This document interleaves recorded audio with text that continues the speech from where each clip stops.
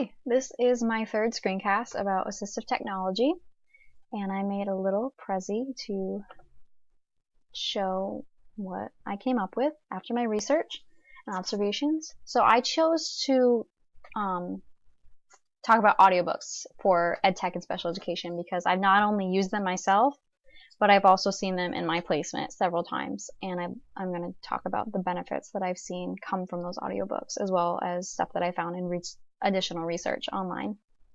So right here I just have one of the well-known audiobook companies by Amazon Audible, and then a little picture for artistic purposes.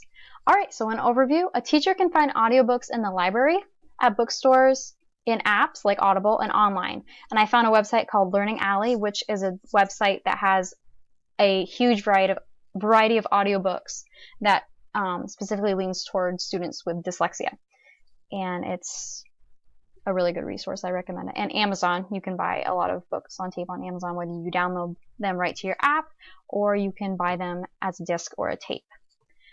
So the purpose of audiobooks, it gives students decoding practice. It is ear reading for comprehension, which means that if you have trouble reading a book with your eyes, you can use your ears instead, and you keep up with that reading, and you're still comprehending the text even though you can't physically, or you have trouble physically reading the book.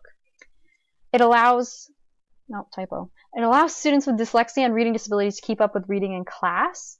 So I'll talk about this in a minute too, but I've seen students with dyslexia that have a really hard time decoding reading, and that can put them far behind if they're reading for content for a course. So if they have that audiobook as they're reading or just listening to it, they're not going to fall behind because they're still getting that content in one way or another.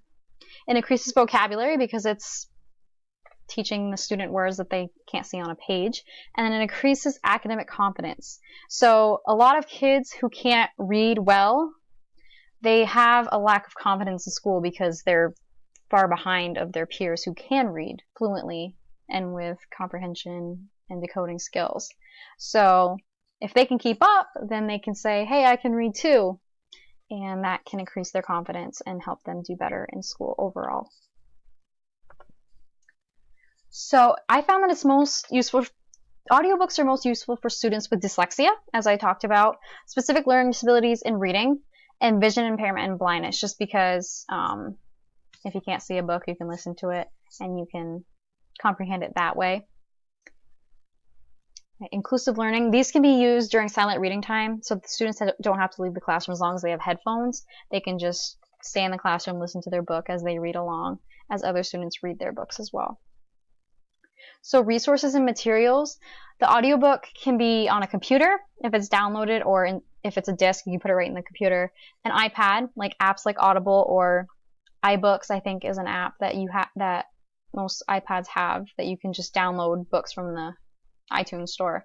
Or portable devices. And what I mean by that is the library at my placement school has they look like Walkmans almost, if you guys know what that is. Old thing.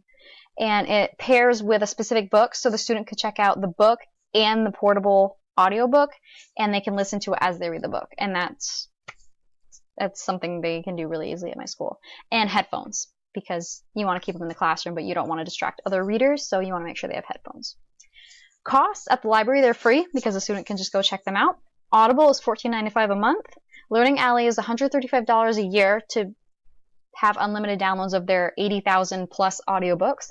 And Amazon, the prices vary, so it depends on whether you download them or if you buy them in a physical disc or tape. Devices that need to be accompanied with an audiobook: an iPad or tablet, a laptop, or the portable device that can be rented from the library.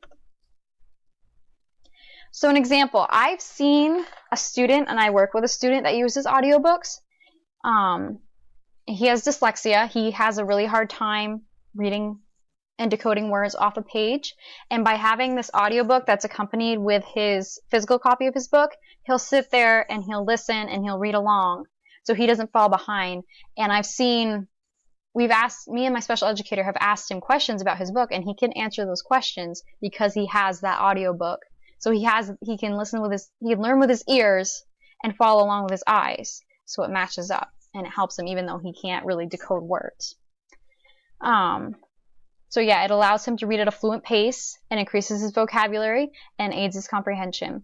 Like I said, he answers questions better when he has the audiobook with him, and it keeps him in the loop. So he's silent reading with everybody else. He's got the same information as everybody else. If they're all reading the same book, he's got it.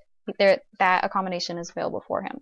He also has ADHD, and I found that having an audiobook keeps him in tune with his learning. Like he moves a lot, he gets up a lot, but when he's listening to the audiobook, he's still. He doesn't move, he doesn't fidget. He's just looking at the book, listening to the tape, and he's just totally focused, encompassed in what he's listening to and reading. So ADHD could be another reason that a teacher would want to use audiobooks. And it's cut off a little bit, but it says he uses audiobooks during silent reading time, so it is inclusive. He is still in the classroom, he's still learning, he's still reading. He just has a different way of reading, and that's perfectly okay. All right, my evaluation. In my experience, and what I've observed and researched, audiobooks are very user-friendly. A portable device like the kid that I was talking about has, you just push a button, play, pause, fast forward, whatever, and it works just like that. On an iPad or computer, you just push play if the content's downloaded. If it's not downloaded, you just put the disc in or you download it from online and it's there. I've used an audiobook because sometimes you just don't have time to pick up a book and read, and I just wanted to see what it was like, and it was super easy. I've seen 5th graders use them. I've seen 1st graders use them by themselves, so they're very, very user-friendly. Strengths, they're easy to navigate. Like I said, they're user-friendly. You have free access to them in most libraries, and they aid students with dyslexia, reading difficulties. I'm going to add ADHD in there too, and vision impairment, because I've seen it. And it promotes reading confidence, which I think is really important. Every student should be able to read in some way, and it doesn't have to be the traditional way. Like I read an article from Learning Ally that says that we should be teaching students that it's okay to not be able to eye read. If you use Braille, you can use your touch, and if you listen to audiobooks, you can use your ears. There's multiple ways that you can learn. There's always a way that you can read. Weaknesses, some cost money, which personally I think it's worth it.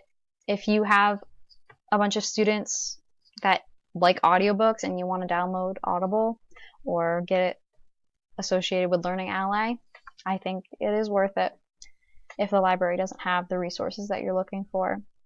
And one thing, the voice on the tape may read faster than the student can keep up, but in my experience, it goes pretty slow, and I don't think that it's too hard to keep up with. I don't know, it may be the case in some regard, but not in my experience. What I use is I will definitely be using audiobooks. I've seen them as accommodations listed in many, many, many IEPs. I see my teachers use them. I see special educators use them, and I plan on using them as well because I want students to have access to every learning material they can to help them best comprehend reading, because I want everybody to be on that same level as to the greatest extent possible. I want to achieve equity in my classroom, and I think having audiobooks as an assistive technology would be a great resource to help me achieve that. All right, so that was my screencast. I hope you enjoyed, and have a good night.